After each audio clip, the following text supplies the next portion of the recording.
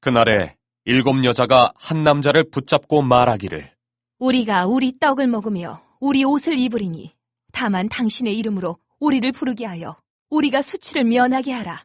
하리라. 그날에 여호와의 싹이 아름답고 영화로울 것이요 그 땅의 소사는 이스라엘의 피난한 자를 위하여 영화롭고 아름다울 것이며 시온에 남아있는 자, 예루살렘에 머물러 있는 자, 곧 예루살렘 안에 생존자 중 기록된 모든 사람은 거룩하다 칭함을 얻으리니 이는 주께서 심판하는 영과 소멸하는 영으로 시온의 딸들의 더러움을 씻기시며 예루살렘의 피를 그 중에서 청결하게 하실 때가 됨이라. 여호와께서 거하시는 온 시온산과 모든 지폐 위에 낮이면 구름과 연기, 밤이면 화염의 빛을 만드시고 그 모든 영광 위에 덮개를 두시며 또 초막이 있어서 낮에는 더위를 피하는 그늘을 지으며 또 풍우를 피하여 숨는 곳이 되리라. 오늘의 밥 시간입니다. 이사야 1장에서 4장 1절까지는 유다의 죄와 그에 대한 하나님의 심판에 대하여 말씀하였습니다. 이제 4장 2절부터는 분위기가 완전히 바뀌어서 유다의 회복에 대해 말씀하고 있습니다. 본문 1절에 오늘 그날에 하는 말씀은 그날은 하나님께서 심판하시는 날입니다. 그러나 2절의 그날은 하나님께서 심판의 고통에서 회복하시는 날을 의미합니다. 죄에 대한 심판의 말씀이 죄로부터의 회복에 대한 말씀으로 바뀌었습니다. 이것은 이사야뿐 아니라 성경에 기록된 하나님의 말씀의 특징입니다. 하나님께서는 택하신 백성들이 죄를 범하면 경고하십니다. 그래도 듣지 않으시면 심판의 말씀을 주시고 실제로 심판하셔서 또 고난의 길을 걷게 하십니다. 그러나 하나님께서는 심판의 말씀을 주실 때에 회복의 말씀, 회복의 날도 함께 주십니다. 이런 하나님의 말씀의 특징에서 우리는 무엇을 배울 수 있겠습니까? 첫 번째로 하나님께서는 아프게 하시다가 싸매어 주시고 상하게 하시다가 고쳐주시는 분이십니다. 택하신 백성들이 범죄하면 하나님께서 징계를 하십니다. 하나님의 징계를 받을 때는 고통스럽습니다. 때로는 정말 살 소망이 끊어지는 그런 고통도 겪게 되지요. 그러나 하나님께서는 언제까지나 택하신 백성들을 고통 가운데 두시지 않습니다. 그 고통으로부터 회복시키시고 고쳐주십니다. 말라기서에 보면 하나님의 사랑에 대한 말씀이 나오는데 이스라엘 백성들이 하나님의 말씀에 대한 무감각으로 항변할 때에 하나님께서 두 가지 사랑의 증거를 제시합니다. 하나는 택하신 백성에 대한 것이고 다른 하나는 에돔의 운명에 대한 것입니다. 에돔이 범죄하였을 때에 하나님께서는 그 죄를 따라 처치하셨습니다. 그들의 거처를 황폐케 하시고 또 거처를 재건하려는 그들의 노력을 무너뜨리셨죠. 그러나 이스라엘은 죄를 따라 하나님께서 처분하지 않으셨습니다. 70년 바벨론 포로로 잡혀갔다가 하나님께서는 끝내 약속한 그 70년이 참에 하나님께서는 회복시켜 주셨습니다.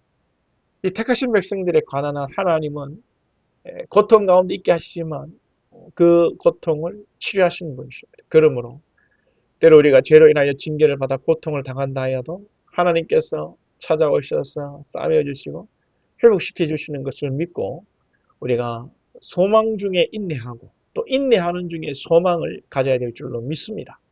둘째, 하나님께서는 언제나 한계를 정해 놓으시고 징계하십니다. 죄에 대한 심판의 말씀과 더불어 회복을 말씀을 하시는 것은 징계의 고통에는 여러분 끝이 있다는 것입니다. 이사야서에 기록된 유다 백성에 대한 심판의 말씀은 바벨론 포로에 대한 것인데 예레미야 29장을 보면 나 여호와가 이같이 말하노라. 바벨론에서 70년이 차면 내가 너희를 번구하고 나의 너희에게 실행하여 너희를 이곳으로 돌아오게 하리라.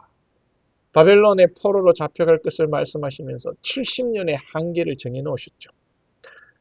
하나님의 징계의 목적은 무엇입니까? 예레미야 29장에 나 여호와가 말하노라. 너희를 향한 나의 생각은 내가 안 하니 재앙이 아니라 곧 평안이요 너희 장래에 소망을 주려는 생각이라. 하나님께서 택하신 백성들을 징계하시는 것은 여러분 재앙을 주고 망하게 하려고 하시는 것이 아닙니다. 징계의 어떤 고통은 있지만 그 고통과 징계가 목적이 아니라 그 이후에 평안과 소망과 회복과 축복이 하나님의 목적입니다. 죄를 깨닫게 하시고 그 죄의 결과가 얼마나 고통스러운 것인가를 알게 하셔서 다시는 죄 가운데 거하지 말아라. 하나님의 거룩한 백성으로 살자. 그러므로 하나님께서 예비하신 복을 누리게 하시는 것입니다. 이런 죄는 하나님께로 오는 이 복을, 축복을 막는 여러분 장애물입니다. 죄를 해결해야 하나님의 복과 은혜를 누립니다. 하나님께서는 택하신 백성들이 복을 받기 원하시는데 죄가 그것을 가로막고 있으니 징계하심으로 그 죄의 문제를 하나님께서는 해결하시려고 하시는 것입니다. 그러므로 하나님께서 택하신 백성들을 징계하실 때에는 한계를 또한 정해 놓으십니다. 때가 나면 반드시 회복시켜 주십니다. 무슨 원인으로 고난이 찾아오든지 하나님의 정해진 그 한계가 있다는 것을 기억하면서 여러분 우리가 견디고 인내하며 또 그 시험을 잘 감당할 수 있기를 원합니다. 그리고 본문에 하나님께서 말씀하신 회복의 구체적인 모습은 어떤 모습입니까? 2절 상반절에 그날의 여호와의 싹이 아름답고 영화로울 것이요. 여기서 여호와의 싹은 장차 오실 메시아를 말씀하는 것입니다. 우리가 본문을 계속하여 보면 2절 하반절에 그 땅의 소산이 영화롭고 아름다울 것이다. 3절 4절에는 심판하시고 소멸하시는 영, 곧 성령으로 말미암아 거룩함을 입게 될 것이다. 5절 6절에는 구름과 연기, 화염으로 상징된 하나님의 임재와 보호하심을 입게 될 것이다. 죄와 허물로 인하여 하나님의 심판을 받아 멸망에 처할 운명에 있는 죄인들이 어떻게 구원을 받고 어떻게 죄악된 삶에서 해방될 수 있는가? 이사야 선지자가 예언하고 있는 장차 오실 메시아, 우리에게 이미 오신 메시아이신 예수 그리스도를 통하여 이루어진다는 것입니다. 영적인 하늘의 풍성한 열매를 맺게 되는 것, 예수님을 통하여 이루어지는 것이고 우리가 거룩함을 입게 된 것은 그것도 예수 그리스도의 보혈의 피를 흘리신 것이 때문이요.